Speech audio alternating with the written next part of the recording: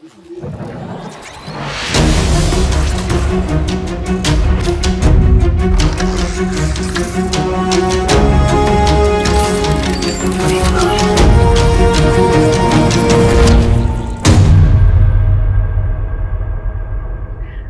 world, I'm Jackie Lockett. I'm the Logistics Officer Association Public Affairs Officer, and by day I'm an active duty Air Force Public Affairs Officer as well. Super excited to have you all here. I hope you're enjoying the first ever virtual LOA Symposium from wherever in the world that you may be watching. I'm here with the coolest guest that you have seen so far. Her name is Alyssa Carson. Hi Alyssa, thanks for being here.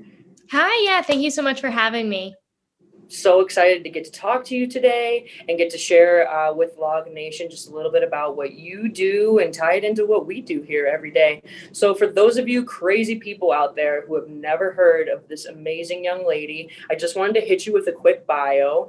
Alyssa's list of accomplishments includes witnessing 3 space shuttle launches. She's attended 7 space camps and Space Academy 3 times, Robotics Academy once, and she's the youngest graduate ever of Advanced Space Academy. She was selected as one of 7 ambassadors representing Mars One, which is a mission to establish a human colony on Mars in 2030. And she is also the youngest person ever to graduate from the Advanced Possum Academy, officially making her certified to go to space and an astronaut trainee. Alyssa, that's a lot of work for a young person.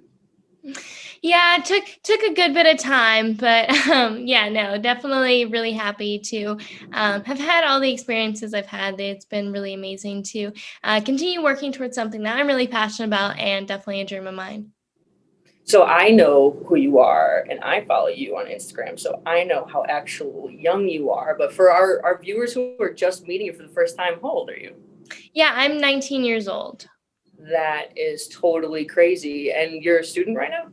Yeah, so currently I am a sophomore at Florida Tech studying astrobiology. So definitely astrobiology really just is like science in space, just kind of, you get basically all science and math pretty much. That's all I do. So what's it like to balance being a college student and an astronaut trainee? Because I don't think there are a lot of y'all out there. Yeah, so definitely, so pretty much even when I was in high school, I would basically just try to do anything towards space whenever I had like free time. Just because school was just kind of meant to be a priority. I wanted to stay focused on my school. So it's kind of been the same since college. There have been a few things where I've just kind of like slipped out for just a few days to kind of go and do some sort of training experience. But yeah, it's really just kind of a balance, making sure I stay kind of on a pretty strict schedule in terms of getting my schoolwork done, just because there's usually a lot of other stuff going on. To give you an idea, like I'm also enrolling in a new space class starting next week. So then not only will I have school classes, but now I'll have a space class that will have its own homework. So more stuff to kind of balance, but it's definitely also been a little bit easier, I guess, with everything being virtual, because now everything's just kind of online. I haven't necessarily been traveling as much, which just kind of made it easier to stay a little bit focused on school and stay more like central in one location. Sure. And that's one of the interesting things about COVID. It's not all bad. Some of it makes our life a little bit easier. I'm here in Utah right now talking to you, and you're in Florida right now? Yeah, I'm Florida. Cool. Do you bounce back and forth between there? And you're from Louisiana, so do you bounce back and forth? Yeah, so definitely I'm from Louisiana. I came down to Melbourne, Florida for school. And yeah, I kind of bounce back and forth a good bit. Not too much. I mean, usually like during the semester, I try to stay down here in Florida as much as possible. My dad bounces around a little bit more than I do, just because he likes to come visit and travel and do stuff. But yeah, no, definitely just kind of back and forth.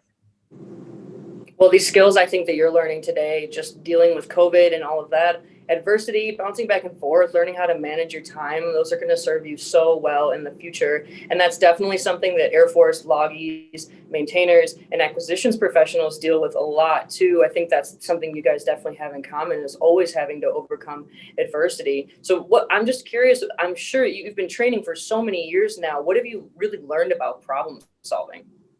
Yeah, so basically, the majority of my training has been through Project Possum, which is a citizen science research organization. So, pretty much, it's just a whole bunch of everyday people who have an interest in space, an interest in science, and want to kind of contribute and do some research in our free time. And so, that's been really amazing to be able to do that. So, definitely, in terms of like problem solving and getting through stuff, it's been full of that within Project Possum, just because the different like training experiences that I've been able to do, for example, like microgravity flights, water survival training, G-force, decompression. We also work a lot with spacesuits, so we're always problem solving. But I think definitely just kind of having each other has been really huge. I know one in particular, during the water survival training, we had to climb into a life raft while wearing a spacesuit by ourselves. So we basically not only had to pull our body weight, but also the weight of the spacesuit. We had like an oxygen tank on our leg. The spacesuit was filling up with water. It was just basically a total disaster. But we had, everyone kind of around us screaming and rooting for us, keep going, keep going. And so it's been really amazing to kind of build those communities to be able to have that support to get through a lot of the problems that I faced kind of throughout the different experiences. Certainly. And I'd be willing to bet that logisticians and astronauts are probably some of the biggest believers in Murphy's Law. If something can go wrong, it probably will go wrong. So I'm just interested more about how have you learned to stay calm and focused when you're really task saturated?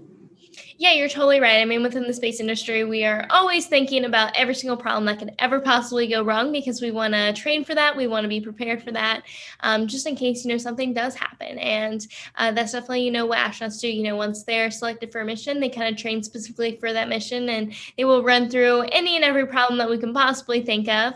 But yeah, I definitely think that for me personally, especially when thinking about space, yes, there are, a good bit of risks. We talk about the risks of space fairly often, but I definitely think that for me, one, learning about the risks early on, and then also being able to learn about all the solutions that are happening to be able to minimize those risks as much as possible. But I think even larger than that for me is really being able to meet people who work in the space industry, being able to visit different facilities where people are working, on the rocket that's eventually going to take people back to the moon and onto Mars.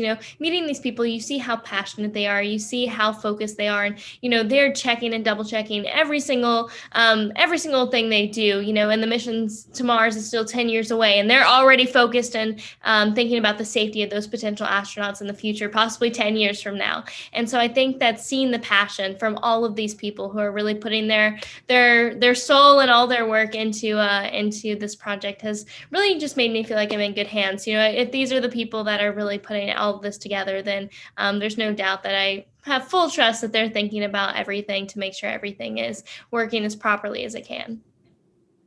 Certainly, and you use the word trust. I think that's so important to military members too, and people who don't necessarily understand what it's like to be an astronaut or what it's like to be a service member. They can look at these jobs and they can think that it might be a bit scary, but like you said, as soon as you build that trust with the person standing next to you, the fear kind of goes away a little bit and the confidence comes. And I think that's why, as a whole, both of these industries have been so successful and innovating. And I think another thing that I can tell about you, just from knowing you for a few minutes now, is that this has really become an important part of your identity. And I think that's another thing that military members can really relate to. This isn't a job. This really does become our entire life. But it is important to disconnect, and it is important to have other things that you're interested in. So tell us, how do you disconnect being, so saturated in the space world now? Yeah, definitely having some sort of balanced life was really important to me, especially when I was younger and even still today. And it has really benefited me in a lot of ways. Growing up, I, of course, was interested in space, but I also played, competitive soccer for 10 years. And I did piano and ballet. And I was in all the other clubs that my friends were in and, just had time to just really relax and just hang out with them. So that was really amazing. And then even, now, I have a beagle puppy that takes up my time. I have Netflix shows to watch, just like every normal normal things, just to kind of relax and, take your mind off of a lot of the other things. But I definitely think growing up, having that balance and having all the different other aspects of my life, not only were helpful to kind of like not think about space, but also I think it helped nurture kind of my interest for space, just because I think that if I was always talking about space, always working on space, eventually I would have gotten bored of it. If that's all I talked about and all I did, I definitely would have just gotten burnt out of it. But when I was younger, since I did so much else, whenever I had the opportunity to do something about space or, going to a space camp, I was excited to do it because it was special. I was finally getting time to work towards something that I'm really passionate about, something that I'm interested in. I got to put that time into it, but then I got to go back to my normal life and just kind of like step away from it and then always come back. And so I think that was really helpful because, a lot of people kind of think, how am I still interested in space after all these years of learning about it and training for it. And I definitely think that's been a huge factor, because I've been able to kind of put that time towards space and kind of separate my space and normal life as well. It's kind of like Hannah Montana, best of both worlds. Oh, yeah. Life is totally a balance, and you seem like you've totally got it down to a science already. And I think that's going to serve you so well into the future. And one thing that I've learned about you from your LinkedIn profile and just from, trying to find some of the work that you've done online is that you're also really passionate about international relations and strengthening our partnerships with our allies, which of course, young and old Air Force officers are always concerned with as well. So, speaking of problem solving, we as a country always rely on our allies to solve international challenges. And I'm thinking that maybe space works the same way. So how are you working together with people who aren't from the United States? Yeah, totally. So space, of course, is full of international collaboration, and it has been something that has continued to be like worked on. I'm definitely a lot more involved in it now. I recently got an internship with the company Jacobs, and I'm on their international space relations team. So it's been really exciting, honestly, for me. Of course, I knew a little bit about what other countries were doing, but learning like UAE, they just sent something to Mars and a rover to Mars, and what is for example, like what is ESA up to these days? What's Australia up to in terms of space? It's been really amazing to kind of hear so many different perspectives, not only just kind of seeing, what kind of collaboration can be taken, but really just kind of seeing the excitement of space being passed around to other countries as well. I definitely think that's really huge, but definitely I think within the space industry, we're kind of at a point where we are kind of falling more on collaboration, both international and then also with the private industry of space. Government space is having to work with private space. It's going to have that collaboration. And we're kind of starting to see that, with kind of the plans of going back to the moon. Of course, NASA has their plans of going back to the moon in the late 2020s. And, I'm pretty sure there's 2, maybe 3, but there's a few Canadian astronauts that are also on that list of potentially going to the moon using the NASA mission as well. So we're starting to see a little bit of that collaboration. Obviously, the International Space Station was huge in terms of kind of breaking that point of, prior to the International Space Station, a lot of stuff was very competitive within nations. And we've kind of gotten to that point where it's a lot more collaborative. But I definitely think that as we turn towards bigger things like going to Mars, we're going to need that collaboration. We're going to need the best minds working on these ideas of going to Mars, problem solving. There still are a lot of problems before we can actually just send someone to Mars. We're going to need all sorts of people working on that, thinking about that. And so I think it's really amazing to kind of see this collaboration happening, just because it's, rather than kind of in old space history, it was just a lot of competitiveness. However, now we still have a little bit of that competitiveness, but it's a lot more healthy competition, because not only is it just competition, but we're also working together. So for example, SpaceX and NASA, for example, NASA commissioned SpaceX, they're working together to send astronauts to the International Space Station. But at the same time, SpaceX has, said, we want to go to Mars too. We want to send people to Mars. So that adds a little bit of competition to NASA, even though that they're working together. And so I think that's really amazing because we're at a point where we can finally have that healthy competition, not only between private space, but also other countries as well.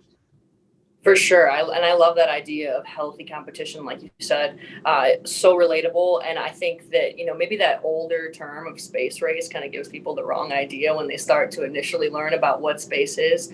If you're not first or last type of thing, but we're definitely better together. And it's awesome to learn more from you and to hear it from the horse's mouth that this is definitely a collaborative effort to explore space into the future. I know you've trained internationally a little bit. Do you have a favorite memory just about working with our allies? Yeah, totally. It's definitely one of my favorite trips ever, to be honest, like the space training aside, honestly, just in general. But I went to Iceland for probably like a week or so, and I was doing a lot of kind of like geology training, but essentially they have like lava tubes that are like forms like old kind of like tubes that are underground. And so there's a whole lot of investigation happening because we're trying to relate kind of the landscape of Iceland compared to Moon and Mars. And so there's a lot of different ideas, on Mars. Should we be living under the surface? Does Mars have some of those structures under the surface? Because Mars doesn't have nearly as thick of an atmosphere to protect us from radiation or any sort of like debris that could be happening. So could it be safer to actually live under the surface while humans are staying on Mars? So there's a whole lot of really fascinating research. Also, just being able to like hike through lava tubes in Iceland. I mean, like, who wouldn't want to do that? It was pretty exciting. But yeah, we had like an entire female crew when we were out there doing a bit of like geology training. We also learned like sampling, so how you would like mark off an area of the land, take some samples, test for bacteria and different stuff like that. Of course, we're in Iceland, we found bacteria, but definitely the idea would be, on Mars, potentially you could do the same thing to look for different signs of bacterial life. So that was really amazing. And then also Iceland, I'm pretty sure at the time they were like considering joining ESA and wanting to get way more involved when I went over there. So it was really exciting to kind of see their interest of space growing and then wanting to become more involved with the European Space Agency. So that was all really just a really amazing journey to be able to do all that. Totally exciting and so important for your development, I'm sure. What advice do you have for other young professionals, maybe who are interested in space, but maybe not, but just advice you have for young people on the importance of cultural understanding and embracing, different partnerships with people who are different than us?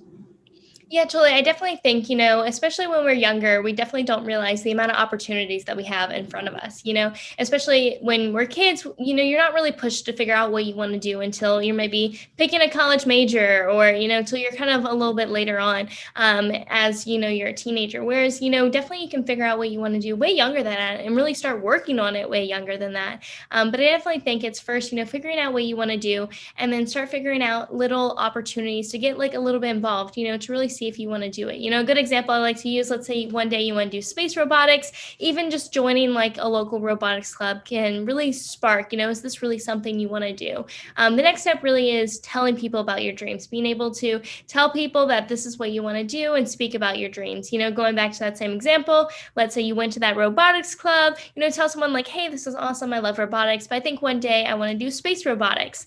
You never know where those opportunities are going to come from. Let's say the head of that robotics club happens to know someone who actually works on space robots. You never really know where those opportunities are going to come from. So it's really important to tell other people about your goals because especially within the space and science community, we're always looking to help other people and nurture other people to continue helping. And so definitely don't be afraid to talk about your dreams and your goals because it's definitely huge. But in terms of like partnership, really don't be afraid to really get out and explore different people working in the industry. It's definitely fascinating to learn about what other people are doing. And I know definitely like for me, I even when I was younger, I definitely wasn't focused on one agency, one company, one anything. I was really focused on, who wants to go to Mars, anyone who's out there. And so I was definitely just kind of curious to see who was talking about Mars. At the time there was Mars One in the Netherlands who was talking about colonizing Mars. I was able to go over there and like meet with them, hear their plans. They aren't really working as much today, but back then they were one of the first people really talking about Mars. So that was fascinating. And then of course, with the amount of people that we have involved with Mars now, not only NASA, but SpaceX and other countries as well. It's really fascinating. You almost need to know what everyone's doing just to kind of keep up with what's happening right now in space. So it's definitely important to keep in the know. For sure. And I think you hit the networking piece right on the head. And that's totally important to LOA. That's what we're all about here. Just bringing people together, ask questions, talk about what's important to you, talk about what you're passionate about, because you're right. You never know where those connections might take you. But speaking of LOA, I wanted to kind of shift gears and talk a little bit more about this year's symposium theme, which is logistics under attack. So do you think that the logistical challenges of making it to Mars might be one of the hardest parts? Yeah, I definitely think so. There's a lot of challenges that we still have with Mars, and a lot of those really are about the logistics. One basic one, how are we going to feed the astronauts? You would think that's something that we would figure out, first before we start planning, and building rockets. But definitely, the mission to Mars is one of like the longest missions we will ever have within the space industry. And so we definitely can't package that much food for, let's say 4 to 6 astronauts for, a year and a half, or maybe more of them being on this mission. Rockets can only hold so much and can only hold so much weight. That's why we have different ideas of, trying to figure out how we can grow plants on Mars, grow plants in space, to be able to start learning how we can, start creating our own food while we're in space. Of course, we will have some packaged food as well that we'll have from Earth, but, trying to, use that for as long as possible while we continue to grow our own food as well. So, that's a big problem. Honestly, just in general, the body in space, how the astronaut's body will react for being in space for that long. The longest we've really had an astronaut in space is a little over a year, but the mission to Mars will still be slightly longer than that. And so, not to mention just the length of time in the mission, but something to think about is just the amount of gravity changes that happen on a mission to Mars. You're going from Earth gravity to microgravity to Martian gravity, and then all the way back around. So there's a lot of changes that can kind of happen to the body by putting yourself in so many different environments. So there's still definitely a lot of those logistics that we have to figure out. Of course, living environments for the astronauts while they're on Mars, protecting them from any dangers of space. It's really funny how we can kind of figure out the whole rocket side of it, how we actually get to Mars before we can actually figure out, staying and living on Mars. So you would think the other half would be a little bit more complex, but it's really not. So it's really funny to think that, a lot of those logistics can be kind of some of the challenges that we're still working on to really make sure the mission is as successful as it can be. I'm sure that you guys are going to bring a ton of MREs, meals ready to eat. Have you ever had one before? I have indeed. What's your favorite MRE? Tell the people we need. I don't know if I have a favorite. I mean, I feel like I've only had a few. My dad randomly has a bucket of them in the garage, and I'm pretty sure we tried a few one day. But yeah, no, I honestly don't even remember what I ate. I feel like it was quite some time ago. Good. Well, stay away from them as best you can. So interestingly enough, now I guess there's a branch of military that kind of relates to the whole space scene. The U.S. Space Force is about 1 year old now, and they are taking lots of transfers from the Air Force at this time, but only very specific career fields. Mine happens not to be one of them, but they're not taking logisticians, maintainers, or acquisitions professionals at this time either. But I imagine that it probably won't be very long before they are. So do you think that some of our airmen, some of our LOA airmen should make the switch, or do you think that maybe you should just wait it out? Yeah, I definitely think that Space Force has definitely been kind of an interesting transition. I don't necessarily think that's a bad idea to keep, an area of the military, keeping a watch out for space, because we do have a lot of problems with space. Even just thinking, there's a big problem that we kind of don't really talk about too often is honestly just space debris. If we continue to kind of junk up space just by, it's just kind of what happens. We use a rocket, we burn out that part of the rocket, and then we, drop it off. And so there is, potential we could lock ourselves into Earth by just not being able to fly through this field of debris. And so there's a lot of things like that in terms of, space debris, but also, radiation levels. There's a lot of stuff to just kind of look out for within space, just to make sure we're staying as safe as possible here on Earth, tracking any dangers that there could be happening within space, because there really are, we kind of live a little bit oblivious to some of those. So definitely if it is something that you're interested in terms of, really what's happening in space, because there's always stuff happening. There's always interesting stuff happening. So if that is an interest of you, I do think it would be a really interesting transition to kind of move over to Space Force. I'm sure it would be a kind of a different change if you are Air Force or something like that. It would be slightly different. But I totally think that if you have an interest in space, it could be worth the change, kind of something a little bit different. Obviously, you'd be focused on a few different things, a lot bigger picture stuff than, kind of what we're all used to. We all kind of just think on an Earth level. So I do think that would be pretty interesting. It's super cool. And I've had the experience to work with just a few Guardians now in the past few months, and their mission is absolutely incredible. A lot like yours, so much bigger than Earth, so much bigger than what we can conceivably imagine. So those opportunities are going to be so exciting when they become available for more folks to join. I have also heard that you may be getting an incentive ride at an F-16 at Shaw Air Force Base sometime soon. Shout out Shaw. Are you excited about that? Do you think you're gonna be able to I mean, okay, so I've been in a helicopter one time. It did not go so good. So how do you think you're going to hold up in an F-16? Yeah, a lot of different emotions, excited, slightly terrified, but I'm sure it'll be fun. I'm definitely like the kind of person that, I definitely just need like a push to go through something like one time, but I'm sure after like the first flight, I'd be like, yeah, let's go again. Definitely, getting my pilot's license because I have like my basic, private pilot's license. It was definitely a really amazing experience to kind of start kind of getting a little bit more involved in flying in that kind of area. I hated it for like the first 3, 4 times I flew an airplane. And then after that, I had like this huge switch where I was like, wait, no, this is really cool. So I definitely have a lot more of an interest in airplanes and flying. Still not necessarily something I want to do professionally, but it's still a pretty big interest of mine. So I definitely think it's going to be really exciting seeing, the shift between like a little baby Cessna to, a whole F-16. Definitely quite the change. But yeah, I think it's just going to be a really fun joyride. Well, I cannot wait to see the photos and hopefully some video of that. I know they're going to take real good care of you at Shaw. One thing that us military members like to do when we do have to spend time away from home is just bring something with us that kind of reminds us of home. So, one question that I got asked to ask you is, what are you bringing to Mars to remind you of home? Yeah, there's definitely going to be a few things. Pretty much astronauts get like a little small like bag that they're able to kind of put any sort of personal items that they want. So, like most astronauts, photos of friends and family to kind of keep along for the mission. I'll probably also want to bring my Right Stuff Award, which is pretty much the first award that I won when I went to space camp for the first time when I was 7. So it's definitely kind of like the start of everything. So it'd be really fun to kind of bring that with. And I've also like joked around a lot about possibly bringing like a soccer ball or something to Mars just to kind of like play soccer on Mars just because they play golf on the moon, so why not bring a soccer ball on Mars? Astronauts have fun as well.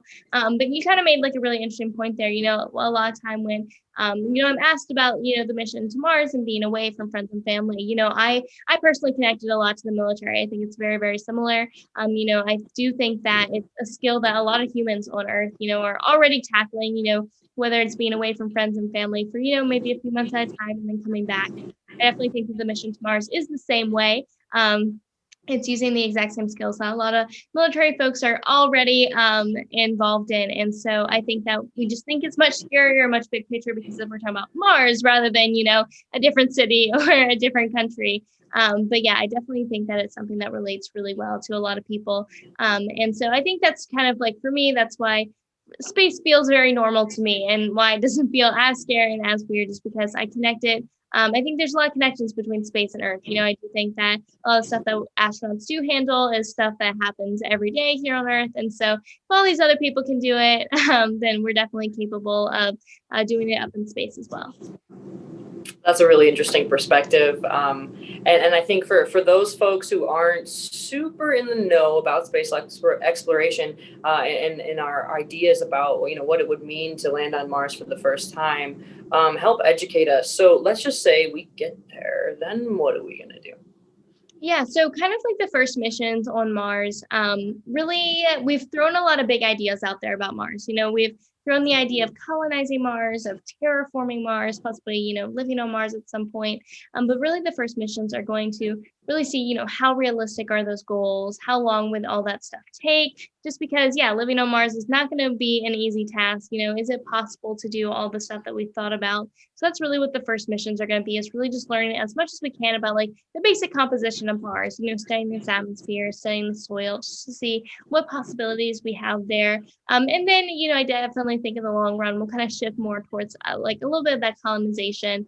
But I also think at that point, the travel time between Earth and Mars is going to be a lot shorter. So it's going to feel a little bit less scary to be going to Mars. Eventually, we want to get to like the whole sci-fi of traveling, between Earth and Mars and, vacationing on Mars. Hopefully that would be the end goal. But obviously it has to start somewhere. And so it's really getting the ideas down of, yeah, what we can actually do with Mars. And of course, we have rovers and stuff, always doing science. NASA is sending a new rover. It's landing how many days now? Like 3 days. On the 18th, the new rover is landing on Mars. So something to keep an eye out for.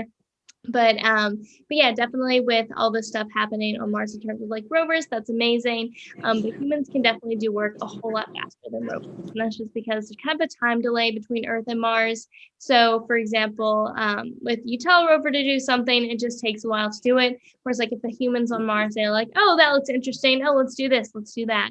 Let's get some work done. So definitely we can do a whole lot more work once we finally get people there. Totally.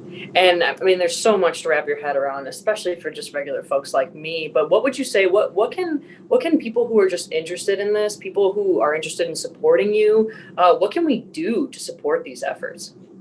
Yeah, I definitely believe that everything that we do in space kind of comes from public interest. I definitely think that if the public wants to see us go to Mars, we're going to go to Mars. And, we've definitely seen that shift, especially, for me personally, because I've been looking at a mission to Mars for years and years and years.